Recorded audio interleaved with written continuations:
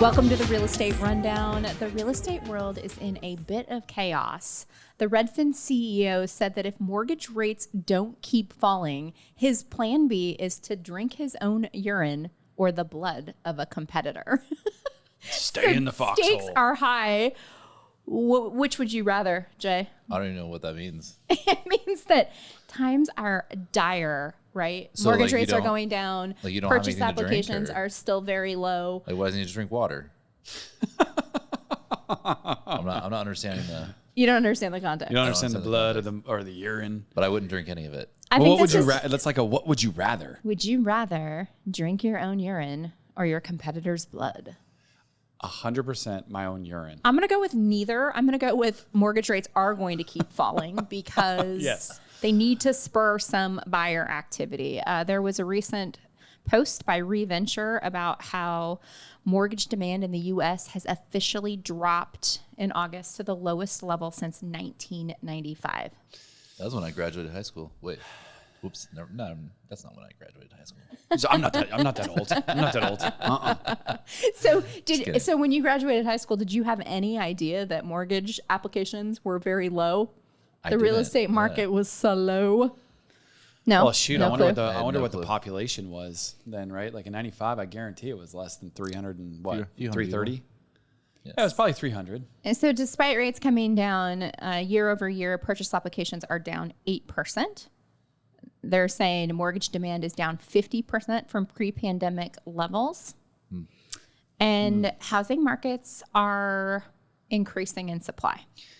So is that because people are just skittish? I mean, rates typically when they drop, I mean, it does usually take a minute for, I feel like, rates being lower to hit. I mean, obviously you get immediate impact when rates go up, but it seems like when rates go down, sometimes there's not that immediate hit. Like people will just kind of see what goes on for a minute. Well, and then people think, test. oh, it's going to go further. Yeah. Because Yes. we just had the Japan carry trade thing going on where the market crashed and the bonds came crashing down and the interest rates went down to almost 6.4 or something like that. And I think it ticked up a little bit. Then like within a week, it went back up to like 6, 7, 6, 8. They missed the window. Yeah, so maybe they're just like everyone's kind of caught off guard and was like, "Oh, wait a minute, rates are coming down. Okay, should I buy or refi or?" But I can relate to that in so many ways, right? Like even when you're trying to like do a buy with like a stock or crypto, you're like seeing how low it's going to go, and all of a sudden it'll spike real back. Dang it, I missed the window. You got a dollar cost average, bro. DCA, I am, but sometimes sometimes you'll buy too high, and now I'm gonna try to buy extra deep to correct that last one. To like gotta make be up more, for buy it. more. Yep. Oh dear. Well, Housing Wire had some interesting insight on the rates coming down and the demand. So they said it could be that rates haven't fallen far enough or stayed there long enough. I expect that under 6.75 to 6.5 would be a threshold for buyers to start moving. We hit 6.5 10 days ago, but rates didn't stay there long and climbed all last week. As a home buyer, I'd have to be attuned to rates and purchase options to jump that quickly. Most buyers, frankly, are not that aware. Rising rates can stop me quickly, but it takes longer for lower rates to motivate me to take action. The other reason we haven't measured any pickup in demand with lower rates is seasonal timing. For falling rates to motivate buyers to take action, we'd need buyers actively shopping. We could be witnessing home buyers totally checked out for 2024, waiting to see what the rates are, what the economy is doing, and who is president next spring. If I were a home buyer, I wouldn't see many market trends that would make me want to jump now. So that was good analysis. And we're seeing that. We're seeing, inventory stay on the market longer. Well, we're seeing more inventory stay on the market longer.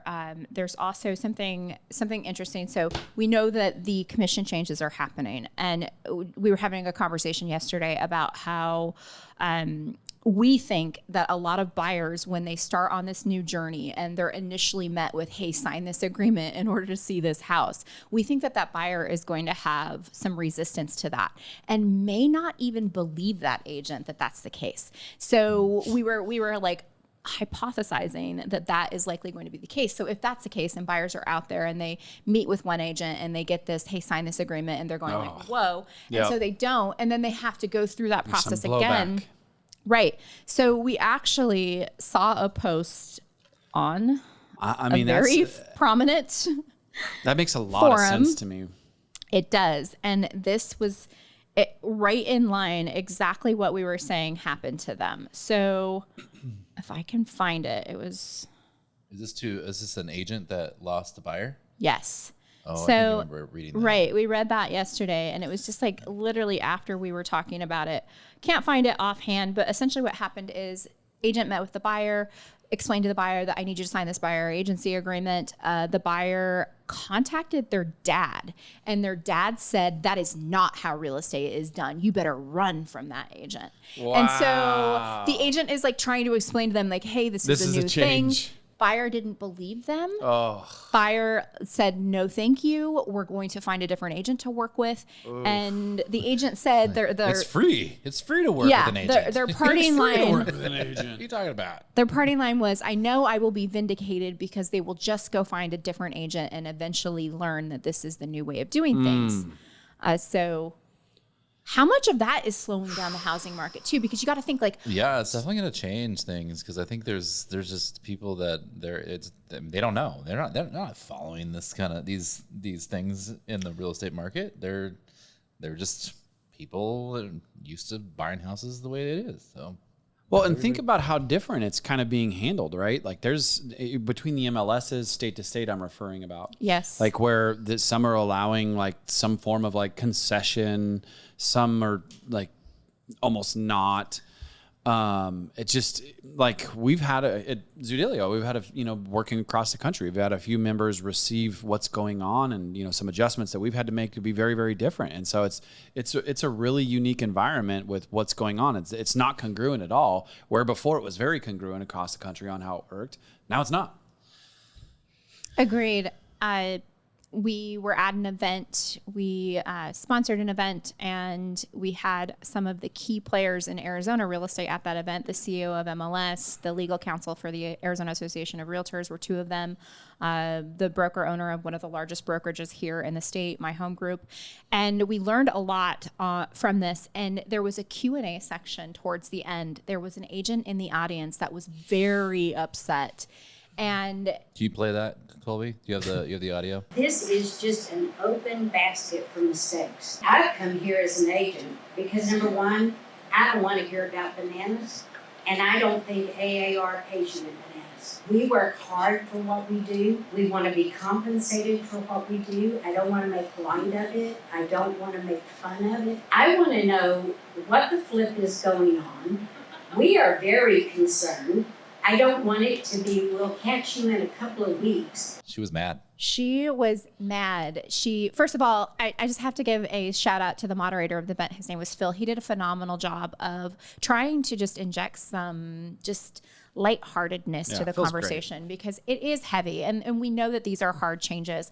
And he was phenomenal. And see, here's the other thing too, is like they don't want us referring to commission any longer. And so what kind of the industry has referred to when we're having these conversations together is like, they refer to it as fruit. So it's like bananas or a fruit basket, all the things of your labor. And she was so upset by this. She thought that they were making fun when it was fun of it. like Yeah. them saying, hey, we need to figure out a different way to talk about compensation or commission without using that word.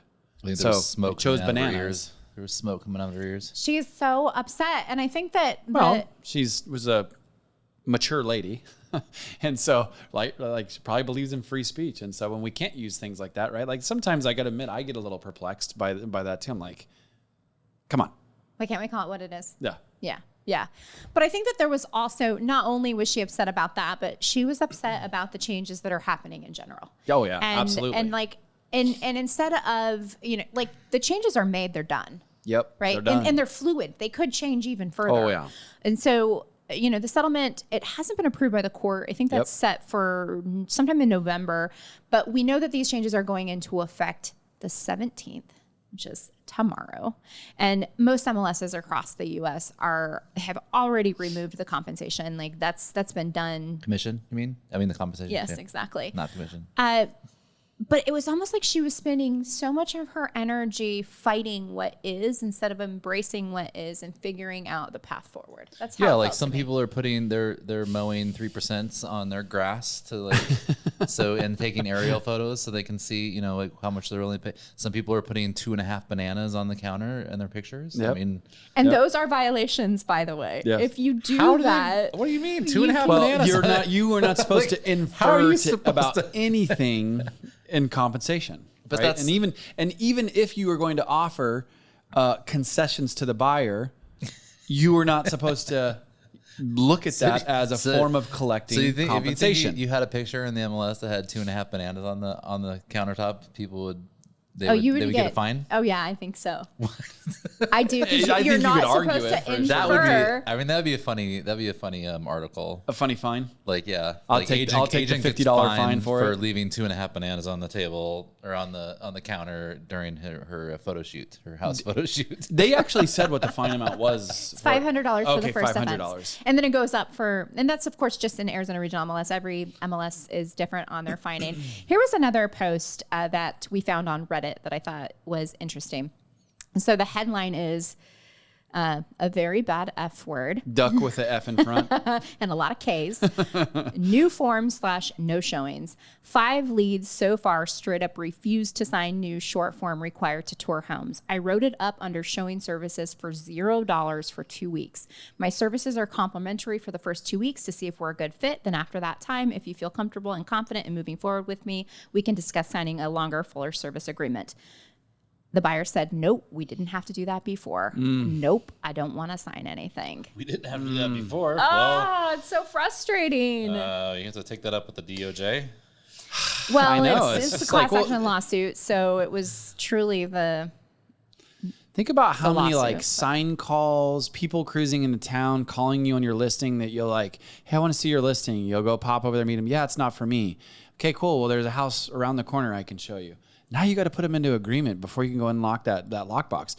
It's just like you guys have shared this before with Sedona or wherever. Like I've been to other states and I want to go look at some property, right? Like I'm kind of loosely interested, maybe not now, but year or so, want to see what's going down.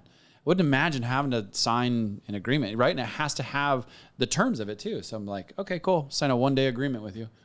Yeah, exactly. And we know that some agents are going to be willing to do that just to They're going build to it- have they're- to, though. Yeah, to build the relationship. Jay, I know that you found something interesting on this that you thought was pretty cool. Well, I thought about, hey, how would I do it if I was a buyer's agent? And I would just say, hey, here's the new form. It says that you got to pay me, but I'm not going to ask you to come out of pocket to pay me. So we'll get it out of the seller no matter what. Ricky Cruz said here, message to all my future home buyers. As a real estate agent, I have never and will never ask you to come out of pocket to pay my commissions. That's it. That's all you got to say. It's like, hey, this is the new form. It says that you got to pay, but I'm never going to ask you to pay out of your pocket. So we're going to get it out of the seller. That's it. I think that there's moments And in time. it's easy. That is easy. But there's moments in but time people where are like- that's not going to work. Yeah, sure. But those are the people that you're just not going to work with. Well, but what do you do in a hot seller market? That's the part I know. Now We've that's- talked about this so many times. Or like That's when you're gonna need. That's when you need to be a seller's agent. You're not gonna want to be a buyer's agent in a hot seller's market because you will get smoked. Oh, you don't stand a chance if you don't have the cash for it. Like right, it's almost like a futile attempt. No, there was a couple years where if you didn't even Kayla have said that cash. there was a few. I mean, I wouldn't say never. There was never an issue. Jason or never likes a time where Jason likes to make these like blanket, all-encompassing black and white statements. So if always. if a new homeowner, a brand new homeowner needed concessions in that hot market, in 2021, if you needed concessions, it was probably 99.99% chance that you weren't going to get them because you were going up against 5 or 6 other offers that had no concessions. And one of them was cash. And one of them was cash. Or So most of them were cash. you're Yours either was the looking only at that wasn't. the hunks of shit on the market that are really bad homes and no one wants them, or it's going to take a lot of work to fix them up and they're overpriced. Could have used the fix it and list it. Yeah. Or, maybe a new build and get lucky in a lottery or something like that, to where you could raise the price a little bit. But, Yeah, when it has to be concessions in a hot market, the buyer's agents are not gonna toast. They're not gonna get it. And if you happen to be a buyer that's a 5% down buyer, and you don't have the compensation for the agent, I guarantee they're going to go to the listing agent only. So then what happens is they're going to go, okay, well, we can raise the price to, from $400,000 to $412,000. Okay, great. Yeah. To pay my commissions, concessions. And then the appraisal happens. Appraisal came in at $400,000. Now what? Agreed. How about this scenario? How about those self-representing, the MLSs that are allowing this? Hey, if I bring the buyer and represent, my commission goes from 3% to 4.5%, right? To represent the buyer. Well, now all of a sudden that same person, that same scenario we talked about, doesn't have the 1.5% to pay them. They're not going to get a house, right? Like, I'm not saying that they're not going to find it in their marketplace, but it just wipes out the availability of their search. Yep. Yeah, absolutely. One thing though that I thought was cool that we learned at the panel was a strategy for agents to really stand out when making offers representing a buyer, and that's to include your stats as an agent. And so, for instance, if 98% of the buyers you put into contract actually close escrow, bring that forward in a letter or some sort of email or something when you're presenting the offer, so that the listing agent can look at your stats as a buyer's agent, explain that to the seller, and understand that, hey, this agent is good. This agent closes business. They do a great job, and maybe just more ammo for your buyer. And then if you're the agent asking for compensation, more ammo for you to get that. Yeah, I thought that was kind of cool, right? Like almost like a stat-filled updated love letter. Exactly. Yeah.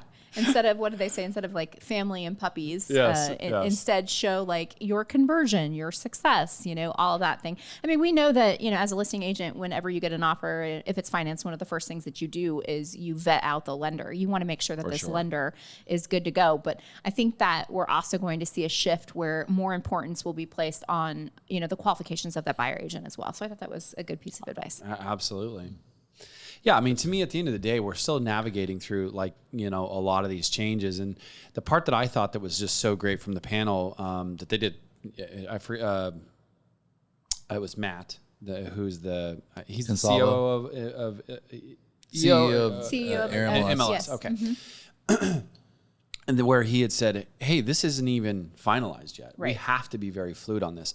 I think so many agents, right, that we had this conversation the other day where a lot of people think this is law. Mm-hmm. This isn't law. It's a rule change. You're a part of a board and a membership, and this is a rule change, right? And you will be fined per being a part of that membership, right, to access this, the resources that the National Association of Realtors provides for you. But the part that he brought up is, again, this isn't even fully signed off on by the courts. So the DOJ could not sign off on this. There could be more to come out of this. So we may have a new DOJ in January.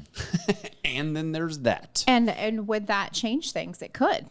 I guarantee it would.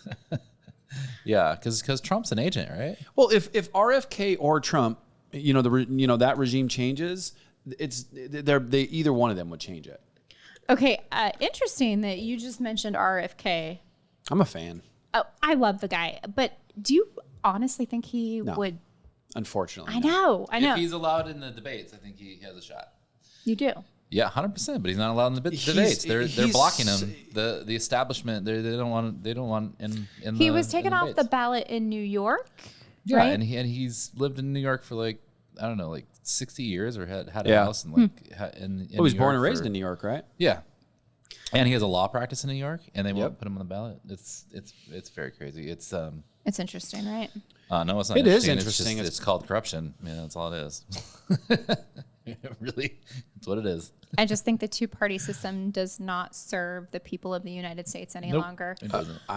But it has a stranglehold on it. Okay, but back to the commission changes. So there were some real estate brokers in Michigan that filed an antitrust lawsuit against NAR this week. And that was kind of breaking and interesting news. So we're going to fight back. Yeah. So it was a lawsuit filed this past Monday by Douglas Hardy, Glenn Champion, and Dylan Tent in the U.S. District Court of the Eastern District of Michigan. The plaintiff claims the requirement that all realtors and brokers in Michigan be a member of NAR and their state realtor association and local board of realtors represents an antitrust violation. Agreed. So they're claiming that basically this settlement agreement, which they were included in because they're realtors, basically is anti-competitive. It encourages discrimination among sellers and sellers agents, and they believe it will negatively affect consumers. I don't see how you deny that in any way, shape, or form. All of that are absolutely true statements. So how crazy would it be if the realtors strike back and actually go after NAR, and then as a result, maybe we no longer have an NAR and we no longer have these rules, and then we can join MLSs without being a member of NAR. So like here locally, you can join the MLS and not be a member of NAR, but the caveat is if your broker is a member of NAR, then you have to join it. And so it's like kind of like forcing membership. Absolutely. It's an antitrust Forces situation. It truly is an antitrust situation. Like you are pigeonholed as a realtor or as a real estate agent to pretty much become a realtor, which obviously goes down the line of exactly what you just spelt out. Yeah, oh my goodness, this is going to be a really fun one to watch unfold. So we know these things can take years. The other lawsuits took years to wind up in court, and then ultimately the verdict against the NAR. So this could take a while to play out, but something to keep an eye on. Do you think other states will jump on that? Well, it wasn't the state. It was a group of realtors, Gotcha. and they filed it in the state of Michigan. So do I think that other realtors will do it? Will join? Maybe. I mean, so first of all, if you wanted to do this, you'd probably need backing, because you're going to need to go into something like this with at least probably, I'd say, a war chest of $100,000 to $500,000. I would love to know the legal fees. In fact, I was on a panel with the broker owner of my home group, and they have like 3,000 agents here locally. And my home group was included in one of the copycat class action lawsuits. And like, I would love to ask him, like, what did you spend defending that? Even it was just like a few short months too, that they had to defend it, because the settlement came like 3 months later. But like, the legal fees have to be astronomical. So these people that are out there filing, or unless like maybe one of these people is an attorney and did it themselves, maybe, I doubt it, but I haven't actually read the case, so I couldn't tell you. But you'd have to have a ton of money. And so if you have a ton of money, you're likely going to be backed by somebody. So who would you get to back you? Well, it's an antitrust suit against NAR. NAR have assets? They have cash. I mean, not much. After they paid out their... That's true. and then the settlement that they paid out was staggered over a few years. Like, they kind of screwed the large brokers. Brokers had to pony up right now. But NAR gets to take like... 5 years, right? Yeah, years to pay it. Wow. Yeah. I mean, it could have been somebody doing it on a retainer, or if they win something, they win a settlement, they get 30% of it or something. I could see that. Could be like a contingency type case. Yeah. Even still, there are hard like typically, even when an attorney takes filing fees, a case on that basis, yes, they have to pay for their costs, and so that can even be pricey. Anyway, interesting. It'll be fun to see this play out. That is such a crazy change of things that's as all of this unfolds. Are we going to talk about the secret shopper thing? Yes. I would love to talk about the secret shopper thing, but I think Elliot has something also. Oh, Elliot has something. This is a funny little tidbit, just because, again, when we were talking about markets before and whatnot, I actually saw this article on Zillow that just kind of piqued my interest, especially because Elon Musk the guy's hotter than a smoking pistol and just continues to be hotter and hotter and hotter. I'm a fan personally, but he's trending right now. Him and Bezos are bullish on one city that could dethrone New York and become the new financial capital of the United States. Let me guess. What do you guess?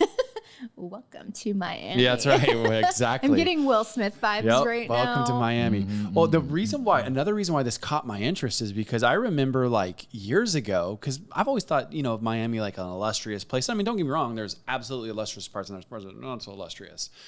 And you not that many years ago could get a house for like $300K in Miami. That's Not anymore. Not the case anymore. Wow. So it's literally almost pretty much doubled in like You can get a studio like a condo. 5-year span. Full of mold. Really? Yeah. So interesting. So Musk recently came out and said that Miami is going to dethrone New York City. Apparently, Musk and Bezos are bullish on this city dethroning know, New but, York. like, and what about everything shifting hurricanes, from the though? financial. That's exactly what I thought too. I mean, Manhattan is built like on rock. I mean, it's like solid rock, you know, like, and that's why Manhattan is like been around forever. it can't drown, right? But like Miami, like you drown. get a hurricane that hits. I mean, it's right in the path. So you could get a hurricane that Mass just wipes destruction. out Miami. I mean, that's a lot of. Well, Miami possesses some of like the most crazy expensive subdivisions too. Like I know that there's a place in Miami that's Bezos, Tom Brady, and somebody else famous, like literally right next to each other. And I was like, I mean, these are just palaces of palaces. Oh, they're hiding their wealth there. Yeah. Well, Florida has no state tax, right? Yeah. Like back in my baseball playing days, I had a lot of buddies that would go get an apartment or something there when they'd sign a big deal because, boom, it made it so that they got boatloads of extra cash. So, hey, let's quickly go over the Harris campaign's housing plan. They rolled this plan out yesterday, and they're really looking to lower housing costs and end the housing shortage. So they're calling for the construction of 3 million new housing units. They're wanting to take on corporate landlords, which this cracks me up. We talk about this all the time. Like corporate landlords are not the majority of people that own, but it makes for such a good talking But they point. have to make a villain, right? Yes, That's what exactly. they're doing. It's the Somebody's villain. got to be a It's villain. This greedy Those corporation greedy that's buying up all the corporations. houses. It's this faceless figure. Yeah. Right? Like that's Wall Street is Yep. buying up all the houses. Okay. They also have in their plan a call for $25,000 down payment support for first time home buyers and even more for first generation home buyers. So what do we think is going to happen? Yeah, if this, anytime if this, things like that happen, it causes prices to go up. Usually in those price So pools. houses are going to go up $25,000. That's pretty much it. They're going to go up $25,000. Yeah, free government money. Here you go. Yeah. Let's Let's take it away, just, let's take it away just, from let's the corporate, just create some the more corporate greedy fake fiat people. money. Well, I heard a stat that if you take the top 100 billionaires in the country and you take all of their money, it's about $1 trillion. That's what the government spends in 100 days. So that would fund the government if they took those greedy corporate people, These greedy corporate people. the top 100 billionaires, and took all their money. It would fund our government for 100 days, and that's it. If that's not telling. So when they say greedy corporate people, like, no, it's the government that's greedy. They're the ones printing all the money. It's abuse. Exactly. It's waste and It's abuse of money. abuse, yeah. it's Who don't look said- over here. And this is $100 million. This is $1 trillion every 100 days that we don't have. Right. They're just printing it, and that's what's causing inflation. And people think, oh, it's the greedy corporate people that are making the ice cream containers smaller. Like, no, it's not. You know, I will say that the first time that I saw the ice cream container shrunk, my immediate thought was it was anger at the brand. Yeah. And like, obviously, like when you really unpack it, you realize that, okay, they're just trying to do what they can. Make chicken soup out of chicken shit. Yes. I said that to you the other day. You did. That's Yep. funny. Yeah. Interesting times. Or the big giant chip bags with like, and you open them up and it's like there's like a fourth of the bag full. And you're like, it's just air in here. They're selling you air. Yeah. You're like, I know wow, they it looks blame so it on that, but big. again, like when we're talking Family about size. inflation, right? 15 chips. No, it's actually not a laughing matter. I mean, this is very real and a big problem, and we've got to attack it. Well, and I mean, history, when you get into like the currency, I know we've talked about this in several different podcasts, that book that I personally love the Creature from Jekyll Island, when it talks about, just the history of civilizations, right? Like going all the way back to like grains and bushels of wheat, and then the shekel, right? And like when you basically devalue the currency by not giving it any backing, essentially, it melts down eventually. Yeah, yeah, because because the government, it's too irresistible. Yeah. Yeah. And once you start, you can't stop, unfortunately. Like, so like that is the point of where we're at. Like, okay, cool. Let's say us 300 of the 350 million Americans. Okay, we identify the problem. What do we do to fix it? I mean, because we will have to go through a very painful period to fix it. Yeah, interesting. I just listened to a podcast with Tom Bilyeu and Ray Dalio, and Tom was interviewing Ray Dalio about kind of the state of the changing world order. Ray Dalio is really big on this. He wrote a book, Changing World Order. He has awesome resources online too on YouTube. Yeah. If you've not tuned into him, listen. This guy's amazing, and he talks about how we're at the point. He actually gives the U.S. a 40-something% chance of a civil war over the next like ensuing few years. So he sees us in a really dire spot, and that's one of the reasons is because you have this massive inequality, and it just continues to get greater and greater, and so you have the haves and the have-nots, and then eventually you have It implodes. Yeah, major problems. So yeah, that's Fun times in the U.S. definitely interesting times. Makes me a little nervous. I'm okay, like Yeah, I'm not nervous. Hey, 70% of the whole world lives on less than $1 a day. But what's the dollar worth where they live? valid. I'm just kidding. Well, No, that's When you put it in that- perspective, like we're doing fine. I don't have to. Well, but I live off am $1 a worried day. about my children. I'm not gonna lie, right? Like for me, I've had a little bit of taste of life. I got a 20-month-old now, so you're worried about what You're screwed. what it's going to look like for her. my beautiful little angel. Yeah, buy Yeah. Bitcoin. Get her a Bitcoin when she's 21. She'll be fine. Oh yeah, a Bitcoin when she's 21. Heck yeah. All right. Well, things can seem a little dark at the moment in real estate, right? In the world and the economy. Let's leave with some advice. Let's leave with a lighthearted piece of advice. For me, like when we're talking about all these world issues, like that is one thing. But like when it comes to like work and being able to like the mayor of your domain, what you do, to me, it's always the same.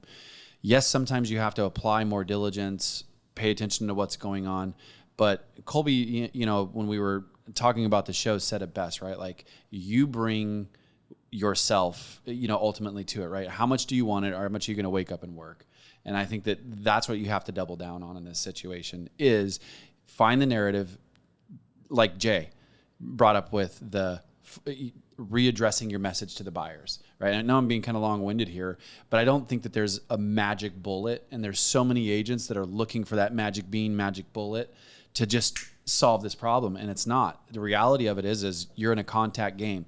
Go out there and make more contacts. I promise you know people that want to buy, sell, or invest. Jason? This is what kind of advice to who and for what? Buy Bitcoin. This is a real estate podcast. Oh yeah, Still, okay. buy Still Bitcoin. And also too, we do not give out financial advice. That would just be maybe what personally we're doing. Yeah. I think that I'll share this because one of my children and I were having a discussion the other day, and they were kind of worked up about the world and the way things are right now, and a little bit fearful. And a little bit doom and gloom. I mean, if you can imagine the content that you're consuming. And I am a Christian woman. And one of the things that I shared with my child that I will share with you is that in the Bible, there is a phrase 365 times, and it is, do not be afraid. And so take that with you. Don't act out of fear. Act out of faith. You can create an amazing destiny for yourself and your family, despite things feeling like they may be falling to pieces around you. So Amen. that's what I got. Good stuff. All right. Thanks for tuning in. Hey, if you're enjoying this episode, please be sure to like, subscribe, and hit that notification bell so you get notified of our new episodes.